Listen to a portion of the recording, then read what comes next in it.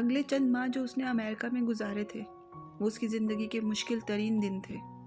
وہ اس سے پہلے بھی کئی بار سیر و تفریح کے لیے اپنی فیملی کے ساتھ اور ان کے بغیر امریکہ اور یورپ جاتا رہا تھا، مگر اس بار جس طریقے سے سکندر نے اسے امریکہ بھجوایا تھا، اس نے جہاں ایک طرف اسے مشتل کیا تھا تو دوسری طرف اس کے لیے بہت سے دوسرے پرابلمز بھی پیدا کر دیے تھے۔ اس کے جو دوست اے لیول کے بعد امریکہ آ گئے تھے وہ امریکہ کی مختلف یونیورسٹیز میں پڑھ رہے تھے، وہ کسی ایک اسٹیٹ میں نہیں تھے۔ اور یہی کچھ حال اس کے رشتہ داروں اور کزنز کا تھا۔ خود اس کے اپنے بہن بھائی بھی ایک جگہ پر نہیں تھے۔ وہ اپنی فیملی سے اتنا اٹیچ نہیں تھا کہ ان کی کمی محسوس کرتا یا ہوم سکنس کا شکار ہوتا۔ یہ صرف اس طرح اچانک وہاں بھجوائے جانے کا نتیجہ تھا کہ وہ اس طرح اضطراب کا شکار ہو رہا تھا۔ کامران سارا دن یونیورسٹی میں ہوتا اور اگر وہ گھر آتا بھی تو اپنی سٹڈیز میں مصروف رہتا۔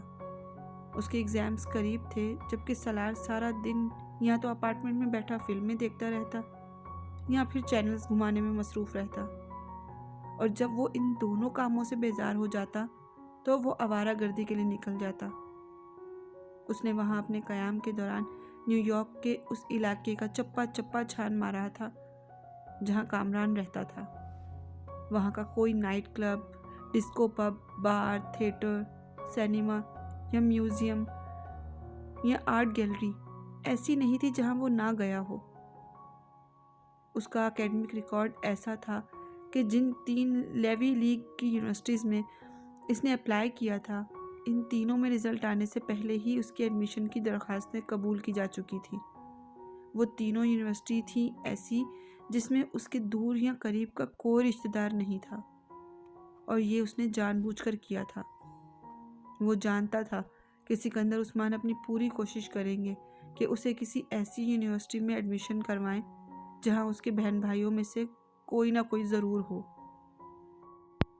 تاکہ وہ اس کے بارے میں معلومات حاصل کرتے رہیں۔ سالار کی جگہ ان کا کوئی دوسرا بیٹا لیوی لیگ کی کسی یونیورسٹی میں ایڈمیشن حاصل کرنے میں کامیاب ہوتا تو سکندر عثمان فخر میں مبتلا ہوتے اور اس چیز کو اپنے اور اپنی پوری فیملی کے لیے اعزاز سمجھتے، مگر یہاں وہ اس خوف میں مبتلا ہو گئے تھے کہ وہ سالار پر نظر کیسے رکھ سکیں گے۔ سالار نے ان یونیورسٹیز میں سے ییل کو چنا تھا، اور اس کی وجہ یہ تھی کہ نہ صرف ییل میں ان کا کوئی شناسہ اور واقف کار نہیں تھا، بلکہ نیو ہیون میں بھی سکندر عثمان کا کوئی رشتہ دار اور دوست نہیں تھا۔ رزلٹ آنے کے بعد اسے اپنی یونیورسٹی سے میرٹ اسکالرشپ بھی مل گیا تھا۔ اپنے باقی بھائیوں کے برعکس اس نے ضد کر کے ہاسٹل میں رہنے کی بجائے ایک اپارٹمنٹ کرائے پر لے لیا تھا۔ سکندر عثمان اسے اپارٹمنٹ میں رکھنے کے لیے تیار نہیں تھے، مگر اسکالرشپ ملنے کی وجہ سے اس کے پاس اتنی رقم آ گئی تھی کہ وہ خود ہی کوئی اپارٹمنٹ لے لیتا، کیونکہ یونیورسٹی کے اخراجات کے لیے سکندر اس کے اکاؤنٹ میں پہلے ہی ایک لمبی چوڑی رقم جمع کروا چکے تھے۔ حالانکہ ان کا سب سے چھوٹا بیٹا بھی اسکالرشپ لے رہا تھا، مگر سالار سکندر کو اللہ تعالیٰ نے خاص طور پر ان سے وہ کام اور مطالبے کرنے کے لیے بنایا تھا جو اس سے پہلے کسی نے نہ کیا ہو۔ وہ زمین پر خاص طور پر انہیں تنگ کرنے کے لیے بھیجا گیا تھا۔ جس چیز کو اس کے دوسرے بہن بھائی مشرق کہتے تو وہ اسے مغرب کہتا، جسے دوسرے زمین قرار دیتے وہ اس کے آسمان ہونے پر دلائل دینا شروع کر دیتا۔ وہ اس کی باتوں، حرکتوں اور ضد پر زیادہ سے زیادہ اپنا بلڈ پریشر اور کولیسٹرول لیول ہائی کر سکتے تھے، اور کچھ نہیں۔ نیو ہیون جانے سے پہلے سکندر اور طیبہ اس کے لیے خاص طور پر پاکستان سے امریکہ آئے تھے۔ وہ کئی دن تک اسے سمجھاتے رہے تھے، جنہیں وہ اطمینان سے ایک کان سے سن کر دوسرے کان سے نکالتا رہا۔ وہ کئی سالوں سے نصیحتیں سننے کا عادی تھا، اور عملی طور پر وہ نصیحتیں اب اس پر قطعی کوئی اثر نہیں کرتی تھی۔ دوسری طرف سکندر اور طیبہ واپس پاکستان جاتے ہوئے بے حد فکر مند، بلکہ کسی حد تک خوفزدہ بھی تھے۔ وہ ییل سے فائنانس میں MBA کرنے آیا تھا، اور اس نے وہاں آنے کے چند ہفتوں کے اندر ہی اپنی غیر معمولی صلاحیتوں کو ظاہر کرنا شروع کر دیا۔ پاکستان میں جن اداروں میں وہ پڑھتا رہا تھا، اگرچہ وہ بھی بہت اچھے تھے، مگر وہاں تعلیم اس کے لیے کک واک تھی۔ ییل میں مقابلہ بہت مشکل تھا۔ وہاں بے حد قابل لوگ اور ذہین اسٹوڈنٹ موجود تھے۔ اس کے باوجود وہ بہت جلد نظروں میں آنے لگا۔ اس میں اگر ایک طرف اس کی غیر معمولی ذہنی صلاحیتوں کا دخل تھا تو دوسری طرف اس کے رویے کا بھی۔ ایشین اسٹوڈنٹس والی روایتی ملنساری اور خوش اخلاقی بھی اس میں مفقود تھی۔ اس میں لحاظ مروت بھی نہیں تھی اور نہ ہی وہ احساس کمتری اور مرغوبیت تھی جو ایشین اسٹوڈنٹس امریکہ اور یورپ کی یونیورسٹیز میں فطری طور پر لے کر آتے ہیں۔ اس نے بچپن ہی سے بہترین اداروں میں پڑھا تھا، ایسے ادارے جہاں پڑھانے والے بھی زیادہ تر غیر ملکی تھے، اور وہ اچھی طرح جانتا تھا کہ وہ بھی کوئی علم کے بہتے ہوئے سرچشمے نہیں ہوتے۔ وہ یہ بھی جانتا تھا کہ ییل نے اسکالرشپ دے کر اس پر کوئی احسان نہیں کیا۔ وہ اگر باقی دونوں یونیورسٹیز میں کسی کا بھی انتخاب کرتا تو اسکالرشپ اسے وہاں سے بھی مل جاتی، اور اگر ایسا نہ بھی ہوتا تب بھی اسے یہ معلوم تھا کہ اس کے ماں باپ کے پاس اتنا پیسہ تھا کہ وہ جہاں چاہتا ایڈمیشن لے سکتا تھا۔ اگر اپنے فیملی بیک گراؤنڈ، اسٹیٹس اور قابلیت کا ضام نہ ہوتا تب بھی سالار سکندر اس قدر تلخ اور الگ نیچر رکھتا تھا کہ وہ کسی کو اپنی خوش اخلاقی کے جھوٹے مظاہرے سے متاثر نہیں کر سکتا تھا۔ رہی صحیح کسر اس کے آئی کیو لیول نے پوری کر دی تھی۔ شروع کے چند ہفتوں میں اس نے اپنے پروفیسرز اور کلاس فیلوز کی توجہ اپنی طرف مبذول کر لی، اور یہ بھی پہلی بار نہیں ہوا تھا۔ وہ بچپن سے ہی تعلیمی اداروں میں اسی طرح کی توجہ حاصل کیا کرتا تھا۔ وہ ایسا اسٹوڈنٹ نہیں تھا جو فضول باتوں پر بحث برائے بحث کرتا۔ اس کے سوال ہی اسی طرح کے ہوتے کہ اس کے اکثر پروفیسرز کو فوری طور پر ان کا جواب دینے میں دشواری ہوتی۔ جواب غیر تسلی بخش بھی ہوتا تب بھی وہ جتاتا نہیں تھا، صرف خاموش ہو جاتا، مگر وہ یہ بھی تاثر نہیں دیتا تھا کہ وہ مطمئن ہو گیا یا اس جواب کو تسلی بخش کر رہا تھا۔ وہ بحث صرف ان پروفیسر سے کرتا جن کے بارے میں اسے یقین ہوتا کہ ان سے واقعی کچھ نہ کچھ سیکھے گا۔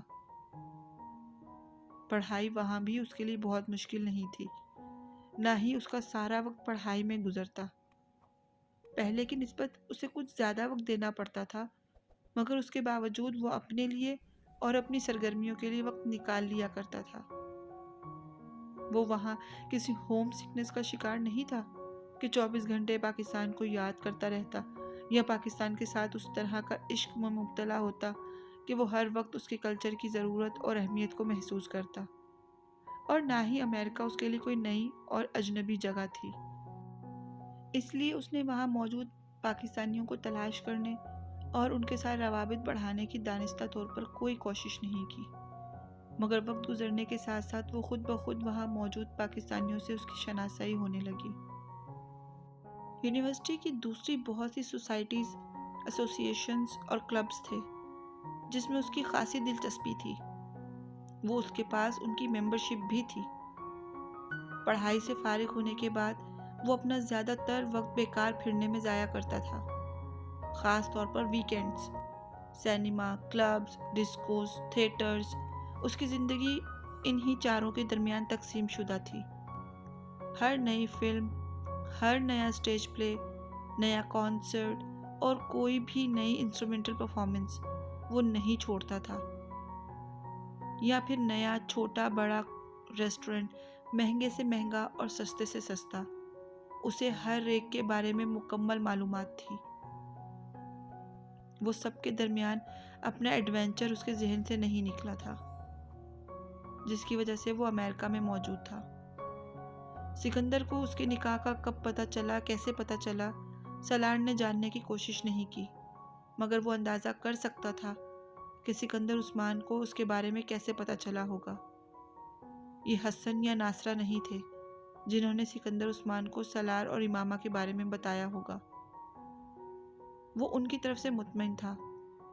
یہ خود امامہ ہی ہوگی جس نے اسے فون پر بات کرنے کے بعد یہ سوچا ہوگا کہ اس کی بجائے سکندر عثمان سے ساری بات کی جائے، اور اس نے یقیناً ایسا ہی کیا ہوگا، اس لیے تو اس نے دوبارہ سالار سے رابطہ نہیں کیا۔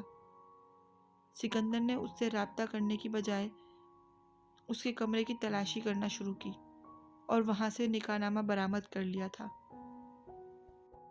मगर ये कब हुआ, कैसे हुआ, ये वो सवाल था जिसका वो जवाब ढूंढ नहीं पा रहा था। जो भी था, इमामा के लिए उसकी नापसंदीदगी में पाकिस्तान से अमेरिका आते हुए कुछ और इजाफा हो गया। ये के बाद दीगरे उसके हाथों ये कदम उठाने पर मजबूर हुआ था और अब वो पछता रहा था। उसने इस तमाम मामले में इमामा की मदद कैसे की। बाज़ दफ़ा उसे हैरानी होती थी कि आखिर वो इमामा जैसी लड़की की मदद करने के लिए तैयार कैसे हो गया था, और इस हद तक कि वो अब इन तमाम इक़दामात के बारे में सोचते हुए भी कोफ्त महसूस करता।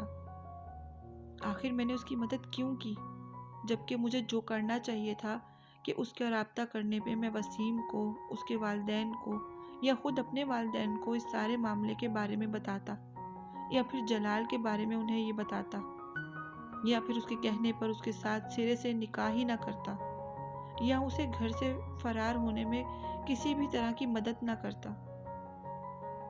बाज़ दफ़ा उसे लगता जैसे वो किसी छोटे बच्चे की तरह उसके हाथों में इस्तेमाल हुआ है। आखिर इतनी फर्माबरदारी, इतनी ताबेदारी, आखिर क्यों, जबकि वो इसके साथ कोई ताल्लुक या वास्ता नहीं रखती थी। वो किस तरह भी उसकी मदद करने के लिए मजबूर नहीं था। अब उसे वो सब कुछ एक एडवेंचर से ज़्यादा हमाकत लगता।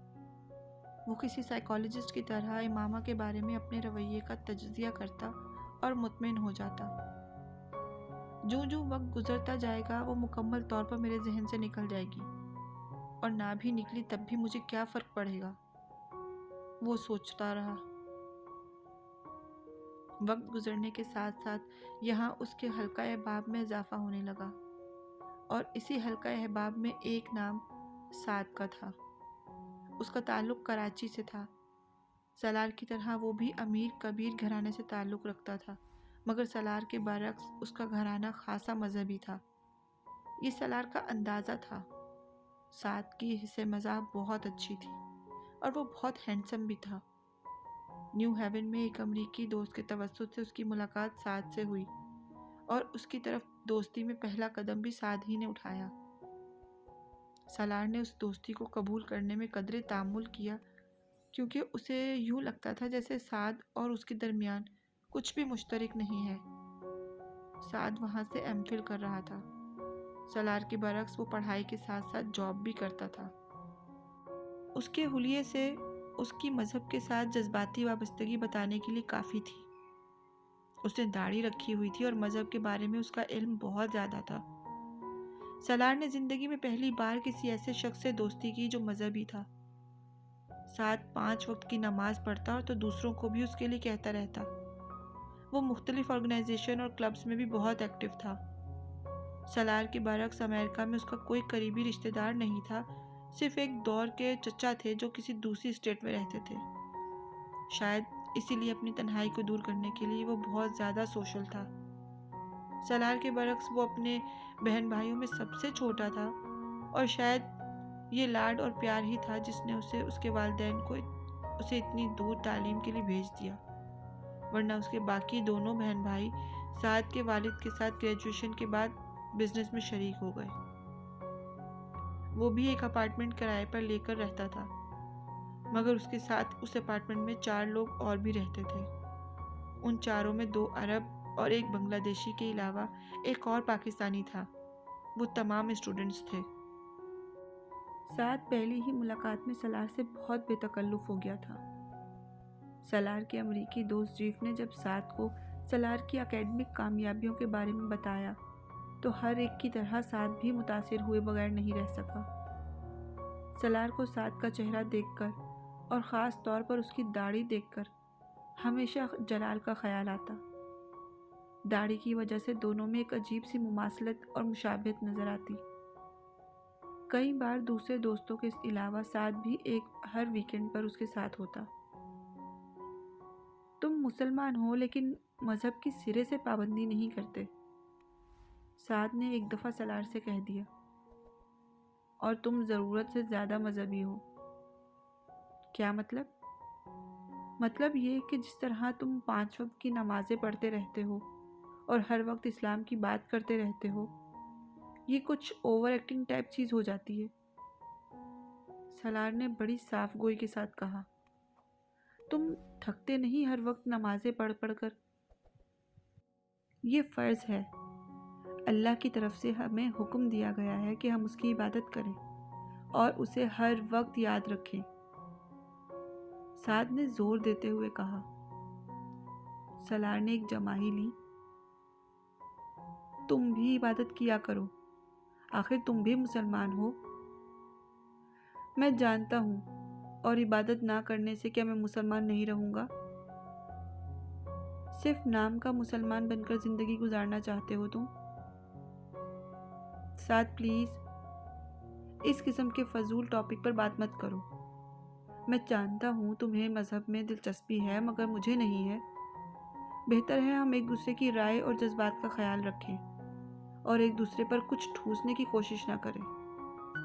جیسے میں تم سے نہیں کہہ رہا ہوں کہ تم نماز چھوڑ دو، اس طرح تم بھی مجھ سے مت کہو کہ میں نماز پڑھوں۔ سالار نے انتہائی صاف گوئی سے کہا تو سعد خاموش ہو گیا۔ مگر کچھ دنوں بعد وہ اس سے اس کے اپارٹمنٹ پر ملنے آیا۔ سالار اس کی تواضع کے لیے کچھ لانے کے لیے کچن میں گیا تو سعد بھی اس کے پیچھے ہی آ گیا۔ اس نے باتوں کے دوران جب فریج کھول لیا تو اس میں موجود کھانے کی چیزوں پر نظر دوڑانے لگا۔ سالار پچھلی رات ایک فاسٹ فوڈ آؤٹ لیٹ سے اپنا پسندیدہ برگر لے کر آیا تھا۔ وہ فریج میں پڑا تھا۔ سعد نے اسے نکالا تو اچانک سالار نے کہا، اسے رکھ دو، یہ تم نہ کھانا۔ کیوں؟ اس میں پورک ہے۔ مذاق مت کرو، اس میں مذاق کرنے والی کون سی بات ہے؟ سالار نے حیرانی سے اسے دیکھا۔ سعد نے جیسے پھینکنے والے انداز میں پلیٹ شیلف پر رکھ دی۔ تم پورک کھاتے ہو؟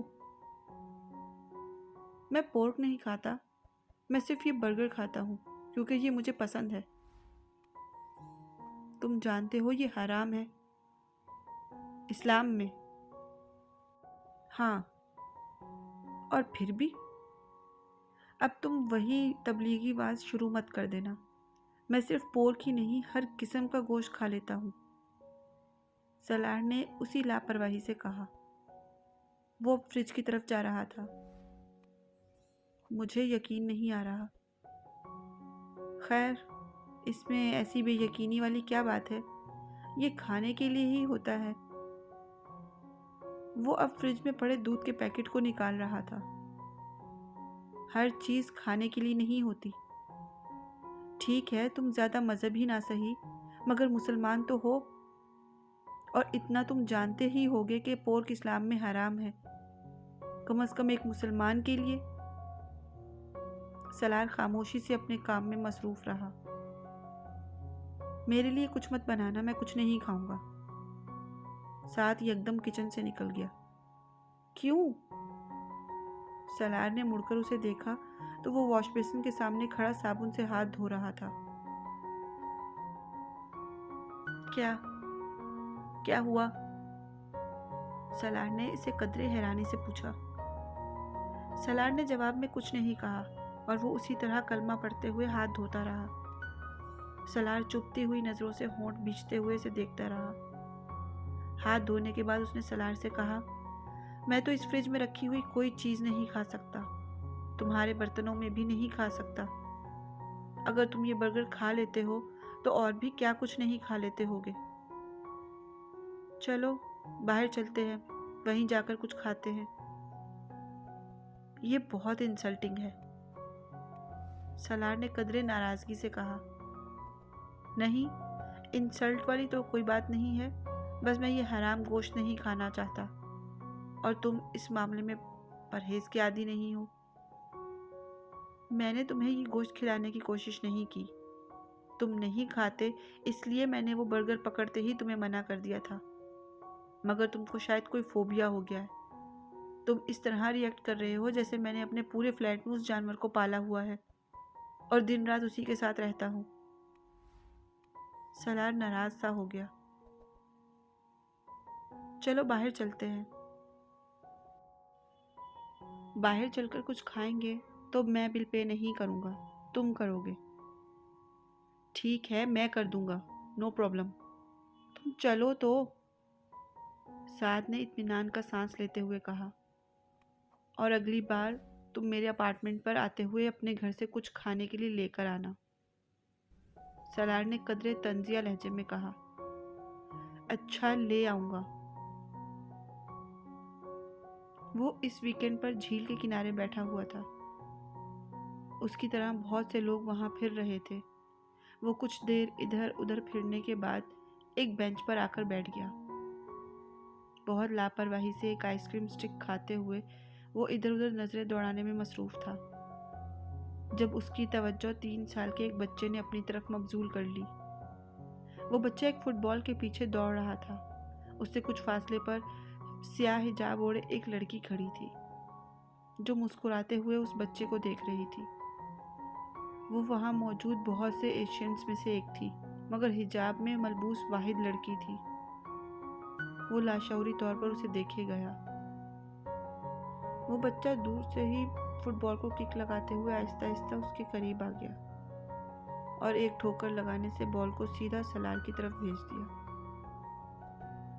کسی غیر ارادی عمل کے تحت سالار نے اسی طرح بیٹھے بیٹھے اپنے دائیں پاؤں میں پہنے ہوئے جاگر کی مدد سے اس کی بال کو روکا اور پھر اپنا پاؤں ہٹایا نہیں، بالکل اس طرح فٹ بال پر رکھا، مگر اس بار اس کی نظریں اس لڑکی کی بجائے اس بچے پر تھی، جو تیز رفتاری سے اس کی بال کے پیچھے آتا ہوا نظر آیا۔ اس کے بالکل پاس آنے کی بجائے وہ کچھ دور رک گیا۔ شاید وہ توقع کر رہا تھا کہ سالار بال کو اس کی طرف لڑکھائے گا، مگر سالار اسی طرح فٹ بال پر ایک پاؤں رکھے بائیں ہاتھ سے آئس کریم کھاتے ہوئے وہ دور کھڑی اس لڑکی کو دیکھتا رہا۔ شاید اسے توقع تھی کہ اب وہ قریب آئے گی۔ ایسا ہی ہوا تھا۔ کچھ دیر اسے فٹ بال نہ چھوڑتے دیکھ کر وہ لڑکی کچھ قریب آئی اور حیرانی سے اسے دیکھتے ہوئے بولی، یہ فٹ بال چھوڑ دے۔ اس نے قریب آ کر بڑی شائستگی سے کہا۔ سالار چند لمحے اسے دیکھتا رہا، پھر اس نے فٹ بال سے اپنا پاؤں ہٹایا اور بیٹھے بیٹھے ہی فٹ بال پر ایک کک لگائی اور اسے دور بھگا دیا۔ فٹ بال اڑتے ہوئے بہت دور جا گری۔ کک لگانے کے بعد اس نے اطمینان سے اس لڑکی کو دیکھا، جس کا چہرہ سرخ ہو رہا تھا، جبکہ وہ بچہ ایک بار پھر اس فٹ بال کی طرف بھاگتا جا رہا تھا، جو کہ دور تک کہیں نظر نہیں آ رہی تھی۔ اس لڑکی نے زیر لب اس سے کچھ کہا اور وہ پھر واپس مڑ گئی۔ سالار اس کے منہ سے نکلنے والے الفاظ کو سن یا سمجھ نہیں سکا تھا، مگر اس کے سرخ چہرے اور تاثرات سے وہ یہ اندازہ بخوبی لگا سکتا تھا کہ وہ کوئی خوشگوار الفاظ نہیں تھے۔ اسے اپنی حرکت پر شرمندگی بھی ہوئی، مگر جلد ہی وہ اندازہ کر گیا کہ اس نے یہ حرکت کیوں کی۔ وہ لڑکی امامہ سے مشابہت رکھتی تھی۔ وہ لمبے سے سیاہ کوٹ میں سیاہ حجاب اوڑھے ہوئے تھی، دراز قد، بہت دبلی پتلی تھی، بالکل امامہ کی طرح۔ اس کی سفید رنگت اور سیاہ آنکھیں بھی اسے امامہ جیسی ہی محسوس ہوئی تھی۔ امامہ بہت لمبی چوڑی چادر میں خود کو چھپائے رکھتی تھی۔ وہ حجاب نہیں لیتی تھی، مگر اس کے باوجود اس لڑکی کو دیکھتے ہی اسے اس کا خیال آیا، اور لاشعوری طور پر اس نے وہ نہیں کیا جو وہ لڑکی چاہتی تھی۔ شاید اسے کسی حد تک یہ تسکین ہوئی تھی کہ اس نے امامہ کی بات نہیں مانی، مگر وہ امامہ نہیں تھی۔ آخر کیا ہو رہا ہے مجھے اس طرح، تو اس نے حیران ہوتے ہوئے سوچا۔ وہ جیب میں سے ایک سگریٹ نکال کر سلگانے لگا۔ سگریٹ کے کش لیتے ہوئے وہ ایک بار پھر اس لڑکی کو دیکھنے لگا، جو اپنے بچے کو فٹ بال کے ساتھ کھیلتے دیکھ کر مسکرا رہی تھی۔ سالار اسے دیکھ رہا تھا اور اس کے علاوہ ہر شے سے بے نیاز نظر آ رہا تھا۔